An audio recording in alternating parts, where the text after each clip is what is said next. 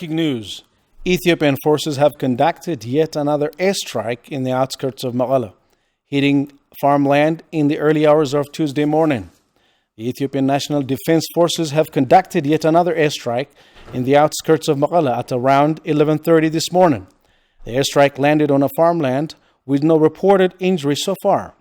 This airstrike is a continuation of similar bombardments of the capital that started on October 18. The airstrikes have so far killed 5 civilians, including 3 children, and injured several others.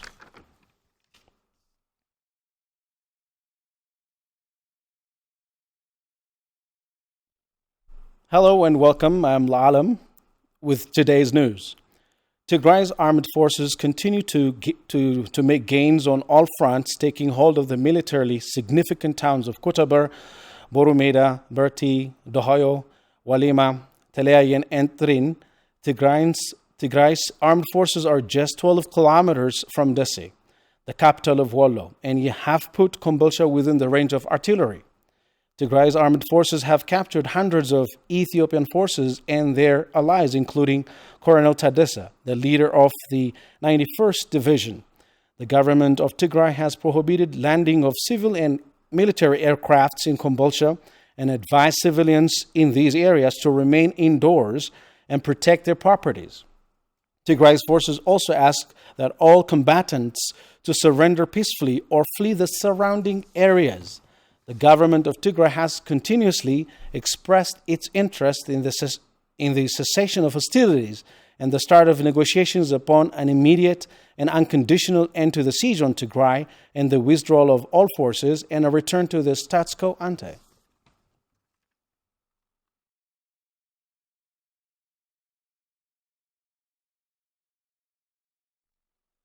Ethiopian forces conducted 2 airstrikes on Sunday, October 24th, targeting Almeda Textile Factory in Adwa and near the health center facility in Maizabri. While there is yet to be any confirmed reports on number of injuries or casualties from Adwa, UN OCHA has confirmed the airstrikes, saying that it had been able to confirm the injury of 3 civilians in Maizabri. UN OCHA released a statement today condemning latest airstrikes and stated its concern about the current escalation of conflict in Ethiopia. Ethiopian government spokesperson Legesse Tulu stated that the aerial attack was targeting a training site in Maizabri and a military manufacturing facility in Adwa. However, Getachew Reda, member of Tigray's Central Command, told Reuters that they had verified that the airstrike in Maizabri had hit a near local hospital. It is to be recalled that Almeda Textile Factory was looted and destroyed by Eritrean forces at the start of the conflict in November 2020.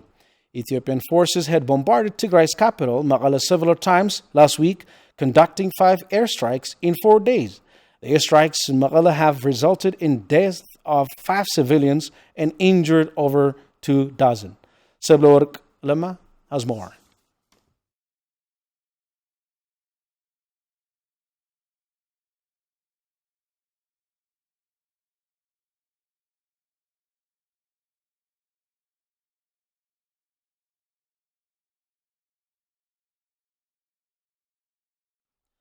Yet another casualty has been reported from Wednesday's airstrikes. This is the second casualty after 1 victim died from lack of medication causing complications during surgery on Friday. Now another death has been registered as one of the victims was found dead after 6 days of searching. Our reporters have spoken to his loved ones. Abel Tsagabu reports. Mekelle was bombarded last week, with 5 airstrikes hitting the capital over the course of 4 days. Wednesday's airstrike fell near Mekelle Hospital, injuring 10 civilians and 2 deaths confirmed so far. Tsagabu Huluf is one of the confirmed casualties of that airstrikes. His body was discovered after 6 days of searching. He died due to the airstrikes on Wednesday. We found his body after 6 days. He lives with his friend. He's a tenant here. He just disappeared after the airstrike. The neighborhood, the community, and his leader was going from one hospital to another looking for him. They couldn't find him. He's a martyr now. People are searching for their loved ones for days only to find them dead. We have to search for days to find even bodies. The friends and family of Tagab also say they don't believe the airstrikes on the capital has any military objective. The battles are far away from here. He's just bombing civilians. He's targeting us, and this is very sad. This is not on the front lines of any battle. He wants to compensate his defeat by killing civilians. Aerial bombardments last week hit Mekelle 4 times, injuring several civilians, damaging public as well as private property. Mekelle University is just one of the many public institutions affected by last week's bombardment of the capital. Darasa Burhana has more.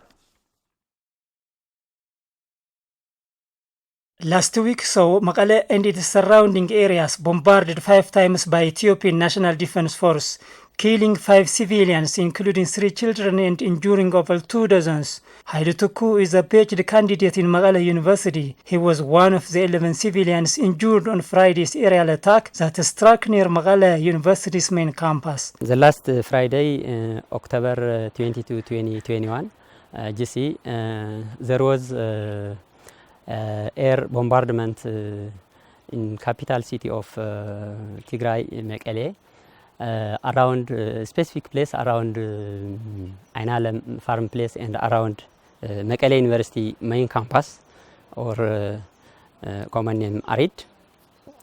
So during that time I was one of the 11 victims, but now thanks to God, God saved my life. I'm alive. The Ethiopian government lies always. He didn't hit his target because around Mekelle University there is no military base, so the target is not on military campus or depots and others, but it is on civilians. This is the continuance of genocide or ethnic cleansing. This is what I want to say. Mekelle University Vice President Takhaste Burhanu says university property was damaged due to Friday's airstrike that put the lives of students and staff members in danger. It's really pity to see a government bombarding its own people.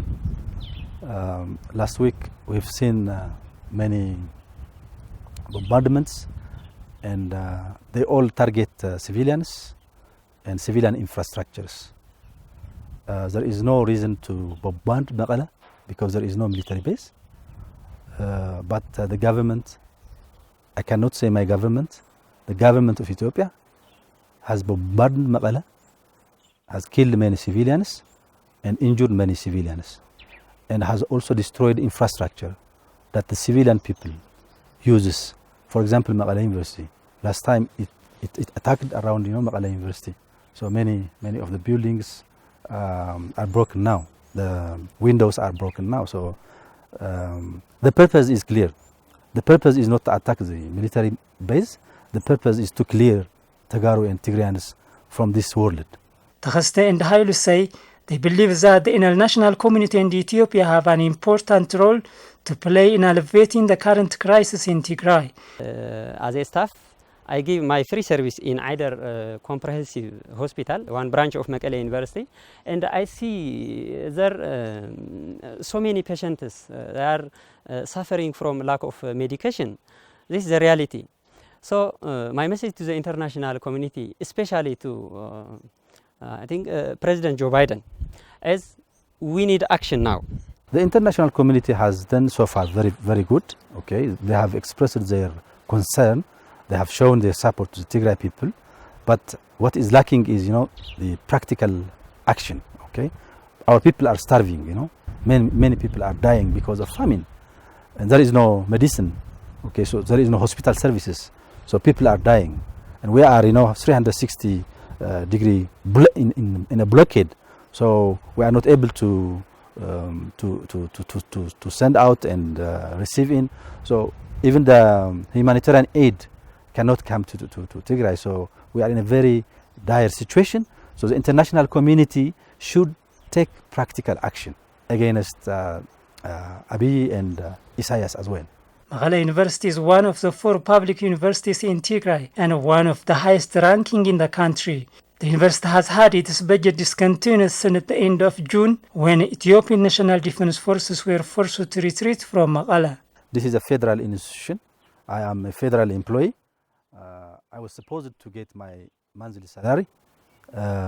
However, the government of Abiy is not willing to do so. We are not getting our salary for the last 4 months, for about 4 months. There is no bank services, okay? So we are in a very bad situation. We are one of the victims as Tagaru, so we are the victims. Mekelle University is also a victim, as you see. Based on Integrated Food Security Phase Classification, IPC, hundreds of thousands of people in Tigray are found on Phase 5 catastrophe, the highest level in the classification system, while millions are at level 4 and 3. Our reporters were on the ground to observe that some households have had to resort to eating unusual plants, or what is called famine foods, as a means of survival. Aragawi Garumkel has more on that. Miss Natsanet Woldu is a mother of 3. She was displaced from Darambasa after Eritrean soldiers robbed her of all her belongings. She and her family are now one of the millions of internally displaced persons across Tigray who are suffering from man-made famine. All my belongings were taken by the Eritrean troops. They left nothing at home. They took my gold, my silver, my clothes. They took everything. Miss Natsanet says she and her family were first displaced to Mekelle but moved to Samra once her husband found employment. But she says that the disconnection of all basic services has meant that her husband is not able to get a salary, leaving her and her family vulnerable again.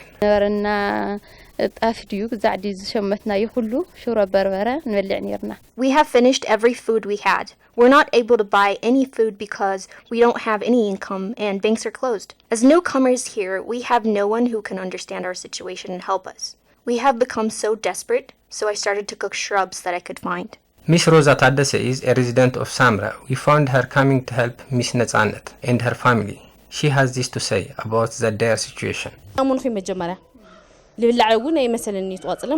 I couldn't believe what I heard, and I didn't know if these herbs were edible or not.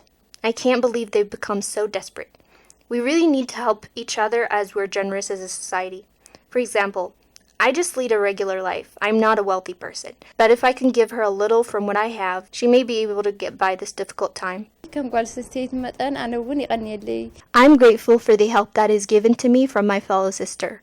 She's helping me not from her abundance, but from the little she has. As a woman, I feel she can understand me more. According to OCHA, more than 5 million people in Tigray are facing famine-like condition, while 2.3% of children are suffering from severe acute malnutrition, well over the global emergency threshold. Tigray's armed forces have made significant gains throughout the past few weeks and currently have in their custody hundreds of prisoners of war. Our reporters were able to observe that many of these soldiers were actually underage and share harrowing stories of how they ended up in the battlefield. Winta Kidana has more.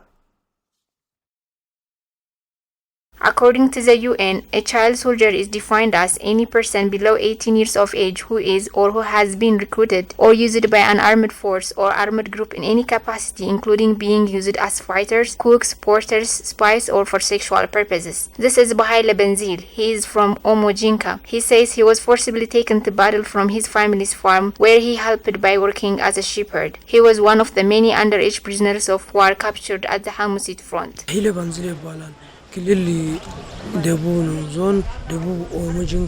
My name is Bahaili Benzil. I came from southern region Omojinka. I am 15 years old and I am from a farmer family. My friends and I were looking after our family's livestock when suddenly they came and told us that we are to be part of the federal force, and I told them that I couldn't because I'm underage. And they told me that I would get bread and the government would take care of me.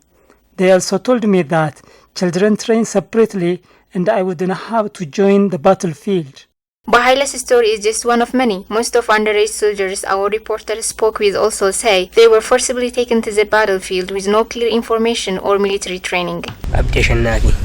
My name is Abdi Ashenafi. I came from Oromia region, Ambo town. I'm 15 years old. I was sitting in a street when they called me and put me in their car.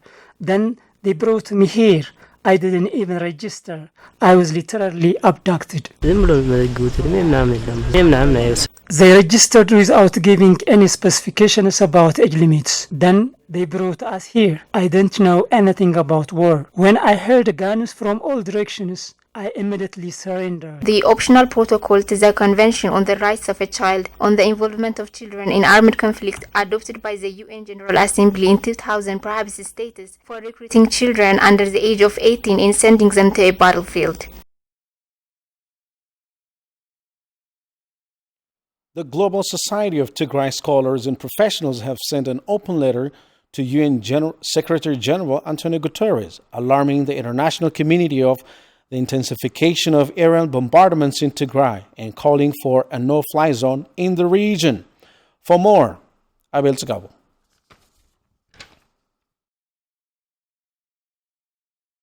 Global Society of Tigray Scholars and Professionals, GSTS, called recent airstrikes on the capital and other parts of Tigray an extension of the genocidal campaign by the Ethiopian government and its allies, and said that the attack are targeting densely populated cities and surrounding suburban areas. The letter also said that inaction by the international community following airstrikes on Mekelle has further emboldened the Ethiopian government to expand airstrikes to other areas in Tigray. The correspondence also states that recent airstrikes in Tigray, including those conducted in Agbe Tembin on October 20 and on Adwa and Maitsabri on October 24, show the cruel nature of Ethiopian government and its contempt for international norms and standards. The statement also says that the reckless decision by the Ethiopian government to use a UN humanitarian flight as a shield for an airstrike is a continuation of the Ethiopian government's actions that have so far halted the delivery of much-needed aid into Tigray, worsening an already dire humanitarian situation. Finally, the Global Society of Tigray Scholars and Professionals has called for a no-fly zone over Tigray. Oromo Federalist Congress is one of the largest political parties in the country, and its constituency is mainly based in Oromia region. Oromo Federalist Congress leader Jawar Mohammed and Bekele Garba are one of the most prominent political prisoners in Ethiopia, arrested following singer Hachalu Hundesa's death in 2020. The party released a statement yesterday announcing 4 prerequisites that it says are significant for successful national dialogue to take place in Ethiopia. Fania Limuru has more. The Oromo Federalist Congress issued a statement stating for a prerequisite for a successful and inclusive national dialogue in Ethiopia. In their statement, OFC said the previous requested to hold national dialogue had fallen on deaf ears, saying that the Ethiopian government had instead chosen to imprison colleagues and confiscate party property. The party also condemned the 6th national election held in mid-June, saying the process was uninclusive and was therefore unable to bring about any meaningful progress in Ethiopia's democratization process. OFC also stated that it had repeatedly called for an immediate ceasefire and peaceful negotiations to end the conflict in Tigray. The statement said that OFC considers the following prerequisites significant for an inclusive and effective national dialogue to be held in Ethiopia. 1. An immediate end to conflict and the so-called law enforcement operation. 2. Ensuring that the national dialogue is mediated by an impartial, internationally recognized and accepted body. 3. The inclusion of all relevant parties, including armed groups. And 4. The release of all political prisoners and inclusion in the process. Priests, monks, nuns, deacons, and choristers have been killed by the Ethiopian National Defense Forces and their allies across Tigray. Churches and mosques have also been targeted by the same forces, but bishops, pastors, and sheikhs in Ethiopia are yet to publicly condemn the atrocities and brutalities committed. They are rather adding fuel to the fire by engaging themselves in politics and war crimes. For more, Haile Gabro reports. Since the commencement of the war in Tigray, hundreds of thousands have been killed with cruelty. Millions have been displaced. Basic civilian infrastructures have also been destroyed. Women were raped and cultural and religious heritage have been vandalized and looted. However, Ethiopian religious leaders have said no word to condemn the deadly war in general and the targeting of religious sites in particular. Rather, they kept supporting the war that deliberately and indiscriminately targeted the people of Tigray. Regarding this point, theologians in Tigray say that the Ethiopian religious leaders are bypassing both their respective religious doctrines and fundamental principles of the constitution. አባቶች ዋይት ሃውስ ሄደው ገንዘብ ተቀብለው ወይም ደግሞ ለመንግስቱ ጠበቃ ሆነው ነው Ethiopian bishops went to White House to become the voice of the Ethiopian government. This is quite embarrassing to them. How on earth they support the extrajudicial killing of priests, destruction and looting of religious institutions, and the Aksum massacres? Bishops are divine crowned. However, they are busy on government advocacy issues. According to the Bible, God gives a glory and appreciation for those who properly herd their sheep. So there is no religious ground for the bishops to support and advocate for those who do not herd their sheep. They are supporting the government that invited foreign invaders and the Arab drones to dismantle Tigray and starve children to death. They are even advising the government to bombard the towns of Tigray. This is totally out of the principles of the Bible. በትግራይ ላይ የተቃጣው ጦርነት የታወጀው ጦርነት የሃይማኖት አባቶች ያደረጉት አስተዋጽኦ Ethiopian religious fathers had a significant role in worsening the war in Tigray. They have violated the law of the land.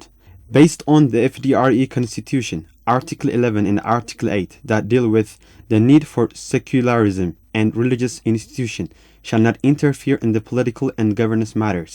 But this pillar of the Constitution has openly been violated. Sadly, they have been exerting all their potentials to dismantle Tigray and Tigrayans. They have also blessed the commencement of the war through, though they knew that will exterminate their followers. እኛ የምናካሄደው የህልውና ጦርነት ሌላም ቢመጣ የህልውና ጉዳይ ነውና የሚቆምም የሚሸነፍም አይደለም. This war to Tigrayans is a matter of life and death because the Ethiopian government is using non-African forces, airstrikes, ground forces, both from Ethiopia and Eritrea to eliminate our identity and history. All in all, hundreds of thousands of Ethiopians are dying, getting wounded and disabled due to the war aggravated by the Ethiopian bishops and religious fathers. We want to tell all Ethiopians that preaching war using the voice of religious fathers is too much dangerous. We request you save your children from the deadly war. ከላይ እስከታች ውሸት በነገሰበት ሀገር ውሸት የሃይማኖት አባቶች መሳሪያ እንዲሆን ተደርጓል. At this time, when we become a religious father through lie and a government leader too, the country is about to lose its generation due to the unjust war declared by the war-preaching religious leaders. As you know, if a country is at a risk of collapse, strong institutions are responsible to save it. One among these pillars institutions is the religious institution. However, the reverse is true in Ethiopian context. Some Amhara-affiliated bishops thought that the sovereignty of Ethiopia is mainly dependent on exterminating Tigrayans. Priest Gidey Hadush and Priest Kendaya Bisrat are residing in the vicinity of Mayambisa at Ndirta district. They have expressed their concern over the statements conferred by the Ethiopian religious leaders on different media outlets. The priests underscored that Ethiopian bishops and monks are mixing religion and politics, which is against the principle of religious doctrine and the pillars of the constitution as well.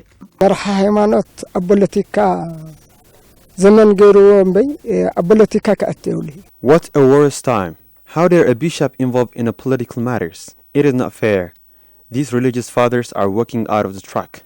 What they are preaching is out of their faith. They had better to condemn the killing of people and preach peace and love for all, instead of letting people busy on Holy Communion, confession, and prostration. Sadly, the bishops have been saying that the Tigray people should be exterminated. This land should cease growing up cereal and this plant should cut off. In fact, such a dangerous speech should never be instructed by the church.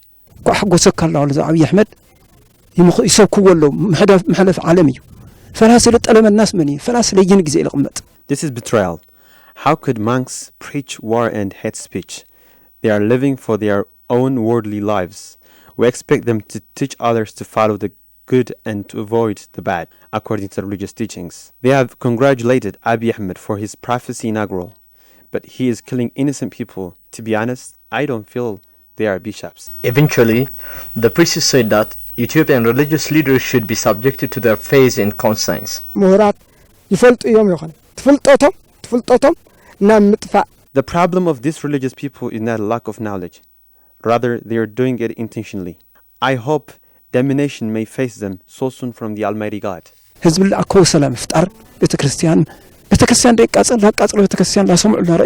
What is expected from religious fathers who was preaching their followers for lasting peace? Burning and destroying churches, killing of monks and priests is a grave cruelty and utmost sin.